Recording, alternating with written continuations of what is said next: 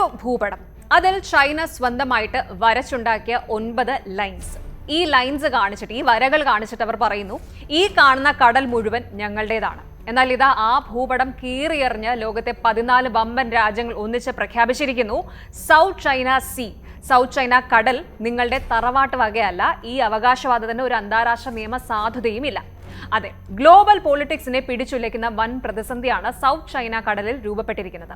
ചരിത്ര പ്രസിദ്ധമായ ഒരു ഇന്റർനാഷണൽ റൂളിംഗിന്റെ 10ാം വാർഷികത്തിൽ അമേരിക്കയും ജപ്പാനും ബ്രിട്ടനും അടങ്ങുന്ന 14 രാജ്യങ്ങളും യൂറോപ്യൻ യൂണിയനും ഒന്നിച്ച് ചൈനയെ തള്ളിപ്പറഞ്ഞു.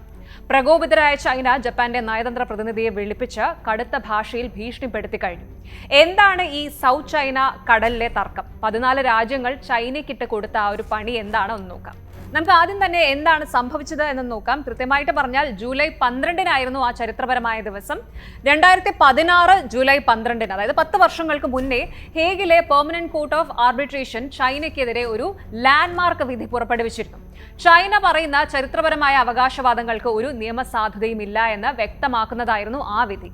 ഈ 10ാം വാർഷികത്തിലാണ് United States, United Kingdom, Philippines, Japan, Australia, Canada, Germany, Italy, New Zealand, ഒപ്പം ബോൾട്ടിക് രാജ്യങ്ങളായിട്ടുള്ള എസ്റ്റോണിയ, ലാത്വിയ, ലിത്വാനിയ കൂടാതെ റൊമേനിയ, സ്ലോവേനിയ എന്നീ 14 രാജ്യങ്ങൾ ഒന്നിച്ച് ഒരു ജോയിന്റ് സ്റ്റേറ്റ്മെന്റ് പുറപ്പെടുവിച്ചത്.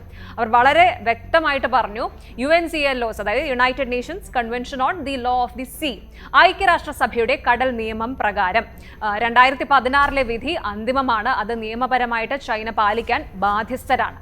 ചൈനയുടെ ഭാഗത്തു നിന്നുള്ള എല്ലാ ഏകപക്ഷീയമായ നീക്കങ്ങളെയും തങ്ങൾ ശക്തമായിട്ട് എതിർക്കുന്നു എന്നും ഈ ഒരു സഖ്യം പ്രഖ്യാപിച്ചു.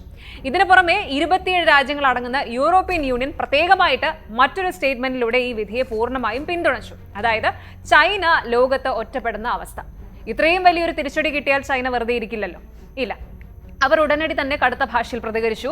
ബീജിംഗിലെ ചൈനീസ് വിദേശകാര്യ മന്ത്രാലയം ജപ്പാന്റെ ചീഫ് മിനിസ്റ്ററെ അടിയന്തരമായിട്ട് വിളിപ്പിച്ചു. ജപ്പാൻ അന്താരാഷ്ട്ര നിയമങ്ങളെ വെല്ലുവിളിക്കുന്നുവെന്നും പ്രാദേശിക സമാധാനം തകർക്കുന്നുവെന്നും ആരോപിച്ച് ചൈന തങ്ങളുടെ ശക്തമായ പ്രതിഷേധം രേഖപ്പെടുത്തി. ചൈനീസ് വിദേശകാര്യ മന്ത്രാലയം പറഞ്ഞത്, ഈ ട്രൈബ്യൂണൽ വിധി നിയമവിരുദ്ധവും അസാധുവുമാണ്. ചൈന ഇത് അംഗീകരിക്കുന്നില്ല.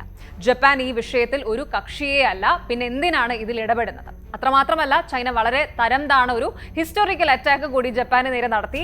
2ാം ലോക മഹായുദ്ധ കാലത്തെ ജപ്പാന്റെ അധിനിവേശ ചരിത്രത്തെ ഓർമ്മിപ്പിച്ചുകൊണ്ട് ചൈന പറഞ്ഞു, ജപ്പാൻ വീണ്ടും നിയോ മിലിറ്ററിസം, അതായത് പുതിയ സൈനിക അധിനിവേശ അജണ്ടയുമായിട്ടാണ് വരുന്നത്. ലോകരാജ്യങ്ങൾ ജപ്പാനെതിരെ ജാഗ്രത പാലിക്കണം. സ്വന്തം തട്ടകത്തിൽ പ്രതിരോധത്തിലായപ്പോൾ പഴയ ചരിത്രം പറഞ്ഞ് രക്ഷപ്പെടാനാണ് ഇവിടെ ചൈന ശ്രമിക്കുന്നത് എന്ന് ചുരുക്കം. ഇനി ഇതിന്റെ ഏറ്റവും പുതിയ ഗ്രൗണ്ട് റിയാലിറ്റിയിലേക്ക് വരുമ്പോൾ എന്തുകൊണ്ടാണ് ഈ 14 രാജ്യങ്ങൾ ഇപ്പോൾ ഇത്രയും കടുത്ത നിലപാടെടുത്തത് എന്ന് നോക്കണം. കാരണം സൗത്ത് ചൈന സീയിൽ ചൈനയുടെ ഗുണ്ടായിസം ഇപ്പോൾ പരിധി വിട്ടിരിക്കുകയാണ്. കഴിഞ്ഞ ഏതാനും മാസങ്ങളായിട്ട് ഫിലിപ്പീൻസ്, വിയറ്റ്നാം, മലേഷ്യ, ബ്രൂണൈ തുടങ്ങിയ രാജ്യങ്ങളുടെ കപ്പലുകളെ ചൈനീസ് കോസ്റ്റ് ഗാർഡും അവരുടെ മിലിഷ്യയും ഒക്കെ ക്രൂരമായിട്ട് വേട്ടയാടുകയാണ്. അതിശക്തമായ വാട്ടർ കാനൺസ് ഉപയോഗിച്ച് കപ്പലുകൾ തകർക്കുക, ഫിലിപ്പീൻസ് നാവികരുടെ കാഴ്ചശക്തി താൽക്കാലികമായിട്ട് ഇല്ലാതാക്കുന്ന മിലിറ്ററി ഗ്രേഡ് ലേസേഴ്സ് ഉപയോഗിക്കുക, മനഃപൂർവ്വം കപ്പലുകൾ കൊണ്ടുപോയി ഇടിപ്പിക്കുക എന്നിവ ചൈന സ്ഥിരമാക്കിയിരിക്കുകയാണ്.